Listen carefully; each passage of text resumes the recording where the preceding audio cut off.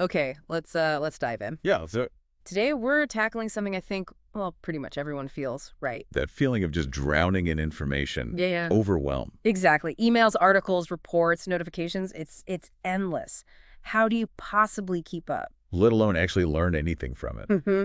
Yeah. deeply, and make it stick. Right. Quickly, too. And that really brings us to the core idea for this deep dive, becoming a super learner. Mm. Our source today is the book Become a Super Learner by Jonathan Levi and Lev and Anna Goldentouch.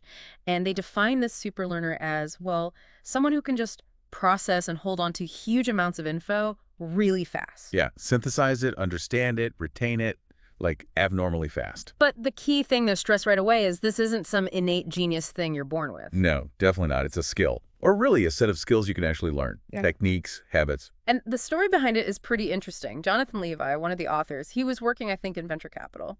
Right. And he noticed his colleague, Lev Goldentouch, seemed to have this, like, superpower with information. Yeah, he describes seeing Lev just breeze through complex stuff, reading super fast, like 1,200 words a minute, and actually getting it. While Jonathan felt like he was crawling along at maybe 450 words a minute and then forgetting most of it almost immediately. Imagine that difference. Reading a 300-page book in maybe, what, an hour and a half? And understanding it. What's a total game changer, yeah. So Jonathan, who apparently always felt he had a pretty bad memory himself.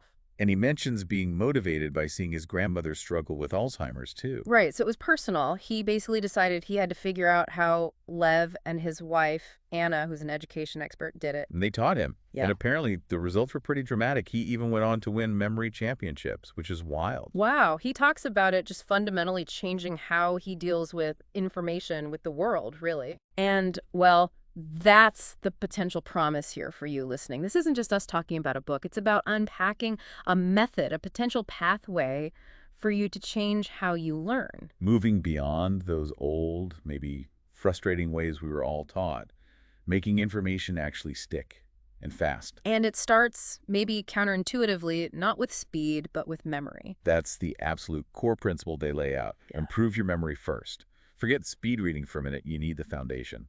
Okay, so memory first. How does that work? What's the thinking behind it? Well, they give you the basics on brain science, neurons, connections, networks. Right. And the idea is simple. The strength of a memory depends on how many connections, how many pathways lead to that information in your brain. Ah, that's where they use the road analogy, isn't it? Yeah, exactly. Like a Yeah. big 6-lane highway connecting lots of towns gets tons of traffic. It stays maintained, But a little country lane to nowhere? right? Just connecting maybe two houses. Falls apart, gets overgrown, disappears. Mm-hmm. The brain's similar. Information with lots of connections feels important, gets maintained. Like your childhood address or, what a spoon is, stuff you use constantly. Precisely. So the big idea, the foundational insight of superlearning, is that you can consciously create more connections, build richer networks around new information. So you're essentially tricking your brain, making it think this new stuff is as vital as your own name. In a way, yeah, you're forcing it to treat it like critical, frequently used information. Which is why just repeating something over and over, rote memorization, isn't that effective. Exactly. Just build one tiny, weak pathway. It's fragile. And those old mnemonics we learned as kids, like before E. They help a bit, sure, but they create dependencies. Yeah. You remember the rhyme, not necessarily the reason or the concept itself, and they just don't scale to complex things. Right, you can't use a simple rhyme to understand, say, historical causes or human anatomy in a deep way. No way. They don't build those rich interconnected webs of understanding you need for that kind of flexible recall and deep comprehension. So step one is learning new memory skills, skills that build better connections. Which leads us directly to the power of images. This is huge in the book. Okay, images. Why are they so special for memory? Think about evolution. Our brains are just incredibly optimized for visual processing. Spotting predators, finding berries, navigating the world. Visual survival. Exactly. So visual information comes packed with detail already. Color, shape, size, texture, context. It's more encoded naturally. And each detail is another potential hook, another connection in the brain. You got it. More connections, stronger memory, almost automatically. They have that little exercise, right? Look at a picture briefly. Yeah, look at a detailed picture for just a couple of seconds, close your eyes, and see how much you recall. You'd be surprised how much visual detail your brain just grabs. And that neuroscientist story they mentioned really hits this home. Oh, yeah, that was powerful. She talked about memorizing bones from diagrams. Flat, boring, a Mhm. total slog. Uh-huh. But then she had to learn ligaments by actually dissecting a cadaver. And she said she'd never forget those ligaments. Because the experience was so. Visceral, rich, detailed, multisensory, experiential. That kind of detailed imagery creates really durable memories. Okay, so not just any image, but vivid, detailed ones. Which brings us to the core technique, creating markers. Right. A marker is basically taking any piece of information, a name, a date, a concept, and instantly turning it into a specific detailed picture in your mind. As you encounter it. Yes, immediately. And there are rules for good markers, right? It's not just random visualization. No, definitely not. Good markers are specific. They represent a narrow concept, maybe one or two words. Think Neil Armstrong, not the moon landing. Got it. Specificity. Detail is crucial. Aim for at least 4 related details in your image. Not just a car, but that red Cadillac, black letter, sun glinting off the chrome, maybe a little dent on the fender. You're forcing richness into the image. Exactly. They also need to be easy to connect to other markers, which we'll get to. Okay. And another rule they stress. Focus on outcomes or resolutions in your image, not conflict. Seems to stick better. Interesting. And how many markers are we talking about? A lot, potentially. Yeah. Especially in dense text. Maybe 2 to 4 per paragraph, Yeah. 10 to 20 per page. They literally say, the more, the merrier. Wow. Okay, that sounds like a lot of mental work while you're reading, creating dozens of detailed pictures per page. It definitely sounds like it, and it is at first, but this is their bottom-up method. It's actually easier for your brain, they argue, to grab onto these concrete, vivid images. The markers. Yeah, the markers, and then piece them together later to get the overall concept and context. Trying to remember the abstract concept first and hoping details stick is much harder. The markers are anchors. Okay, let's make this concrete. Walk us through their Garden City movement example. How do they turn that text into markers? Right, so they take specific words or phrases. Garden City Movement becomes a personal image for the author Rothschild Boulevard in Tel Aviv. Very green. Personal connection. Yeah. Green belts becomes a green leather belt on blue jeans. Really specific visual. Utopian turns into a white marble city square with a fountain. Okay, so some are personal, some are more symbolic, maybe a bit quirky. Absolutely. Looking backward is a guy in a top hat, literally looking backward.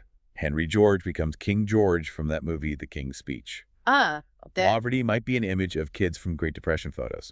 See how specific they are? Yeah, a canceled World Fair for 1902, a wagon wheel for radial boulevards, even an Israeli and Palestinian flag for a peaceful path to real reform. Exactly. Or a crowd pushing for overcrowding, a coal miner for working class. You skip words that are tough to visualize fast, like maybe numbers sometimes, and focus on turning key details into these concrete images. But what if you don't feel very creative? Do you have to be some kind of artist to do this? That's a really common question. And Dr. Lev and Prof. Anna are clear. Creativity here is a learnable skill. Okay, how? Anna suggests using multiple perspectives. Look at the concept. What's it made of? How's it used? What everyday thing does it look like? What's its history? Where is it in nature? Asking these questions sparks ideas. Gets you thinking differently about it. Right. They also mention mentally rotating images, making them 3D in your mind, and hyperlinking, consciously connecting your new marker image to knowledge you already have. Building on existing networks. Exactly. And definitely use humor. Make the images weird, active, bizarre. Strange things are memorable. Your brain flags the unusual. Okay, so I've practiced, I'm creating these weird, detailed mental pictures. Now what? How do I link them together so I don't just have a random pile of images? Good question. That's the next step. Linking and using memory systems. Linking is just connecting those individual markers in a sequence, like beads on a string, often by making them interact in a short story. Ah, like that totally absurd story they made for the Garden City markers. Yes. Ebenezer Scrooge and King Henry VIII riding in an overcrowded carriage with radial wheels through King George's green flower garden. On their way to the 1902 World's Fair. It sounds bonkers. It is bonkers, but that's why it works. Forcing those distinct, vivid marker images to interact, even in a ridiculous way, chains them together. You recall one part, the rest of the chain tends to follow, bringing the embedded details with it. Okay, simple linking. Are there more structured systems too? Yeah, they cover a few. Mind mapping is one, a visual way to take notes that shows connections, kind of like a spider diagram. Some people find it way more intuitive than traditional linear outlines. More like how the brain actually connects ideas. Possibly, yeah. Then there's the really famous one, memory palaces or the method of loci. Right, using locations. What's the key insight there? Why does that work so well? It leverages our brain's amazing spatial memory. Think about how easily you can navigate your house in the dark, right? Yeah, or know exactly where the shampoo is in the shower without looking. Exactly. So a memory palace uses a familiar place, your house, your commute, even an imaginary building, and you mentally place your markers or link stories at specific points along that route. So the image of Scrooge and King Henry might be placed by your front door, the green belt on blue jeans on the kitchen counter? Precisely. Then, to recall the information, you just mentally walk through your palace. As you see each location, the image you placed there pops back into your mind, triggering the information it represents. You're giving abstract data a physical, memorable address in your mind. That's a great way to put it, and it's incredibly powerful, been used for thousands of years. The Greeks used it to memorize speeches and epic poems. It's especially good for really dense stuff where you need high recall accuracy. Okay, what about things that are hard to visualize, like long numbers? There are systems for that, too. The book mentions things like the major system, where you convert numbers into sounds, then sounds into words, and finally words into images. So, like, the number 42 might become the sound "aron," which could become the word rain, and you picture rain. Exactly. Then you weave that rain image into your story or place it in your palace, turns abstract digits into concrete pictures. And they also mentioned chunking. Yeah, chunking is simpler, more intuitive maybe. Just grouping items together. Like a phone number, you remember it as 3 chunks, not 10 separate digits. 408675309. Right. It reduces the load on short-term memory.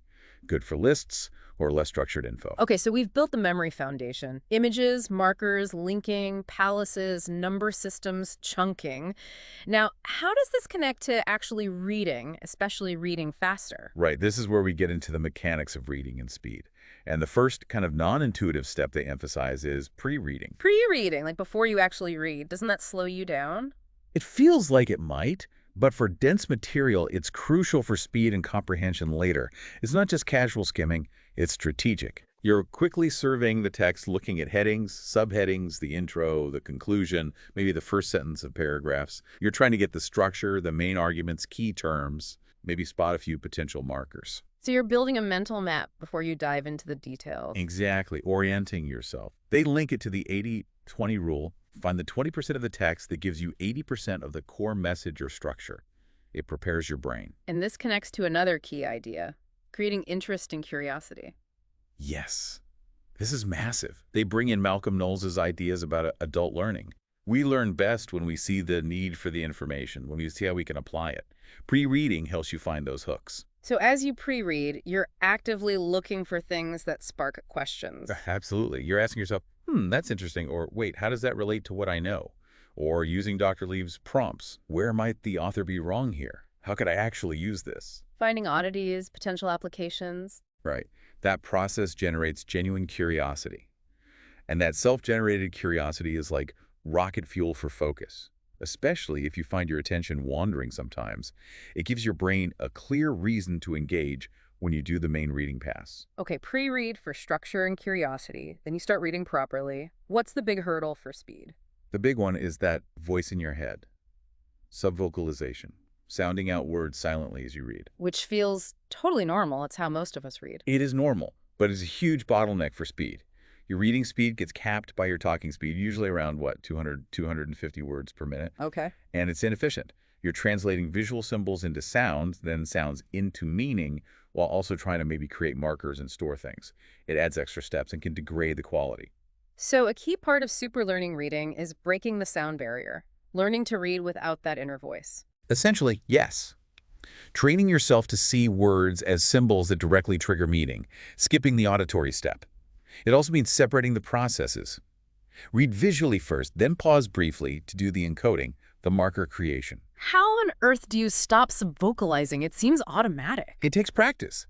Techniques include deliberately pushing your reading speed faster than you can possibly say the words internally, or using some kind of distraction like humming, chewing gum, or listening to instrumental music or white noise while you practice. Okay. And the physical part of moving your eyes faster? That's all about saccades, those quick, jerky eye movements across the page. Speed reading is largely about making those saccades more efficient. Wider jumps, taking in more words per fixation. Exactly. And training your eyes not to waste time on the blank margins at the start and end of each line. Using a pointer, like your finger or a card, can help guide your eyes and set a consistent, fast rhythm. Digital apps can also force the pace. Right, which leads us to the actual speed training techniques. Yep. Using that card or finger to push your eyes faster than feels comfortable is a core method. And that huge rule they emphasize. Bold. Caps. Yeah. Never, ever go back on the text while you're doing a speed training drill. Ever. Why is that so critical? It feels unnatural not to reread if you miss something. Because rereading is one of the biggest habits slowing people down. Forcing yourself to move forward, even if you feel you missed something, breaks that habit. It trains your brain to trust that it can get enough information on the first pass, especially once you combine it with marker creation. You can review after the timed drill, but not during. Okay, trust the process. And the training method itself is kind of backwards, isn't it? Train at the speed you want to achieve. Yeah, or even faster initially. Okay. You set the pace, maybe aiming for 600, 700, even 800 words per minute, and you force your eyes to keep up. Your comprehension will drop at first. That's expected. Like lifting weights that feel too heavy. Exactly like that. You push towards failure to stimulate growth. You might only get 60% comprehension initially, but you're building the visual processing speed and the efficient saccade habits. The comprehension catches up as your brain adapts and your marker creation gets faster. So tools like Spreeder, that flash words, can help with the raw speed part. They can, yeah. They force your eyes to see words at a certain rate. Mm.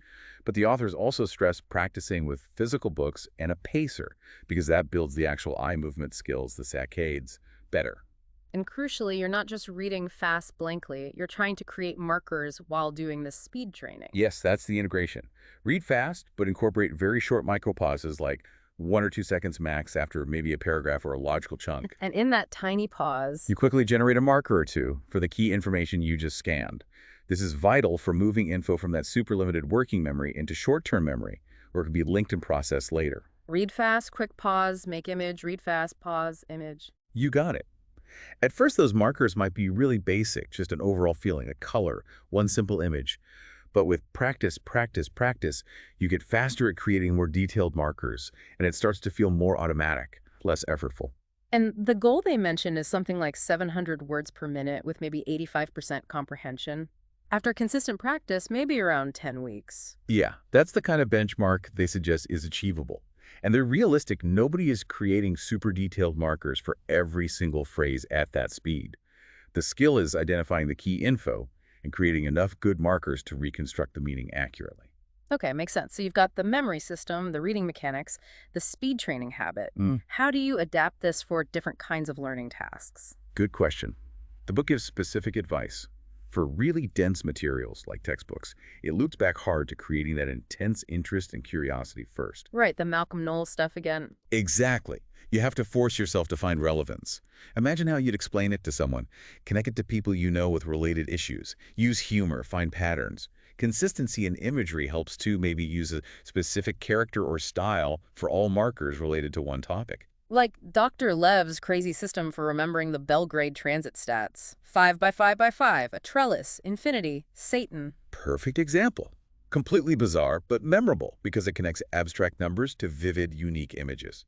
Or Jonathan using the Big Lebowski for specific muscle, or a graceful woman for another. Find those personal, sticky hooks. Okay, what about learning languages? That's different. Very different focus. Here, it's all about motivation and immediate use.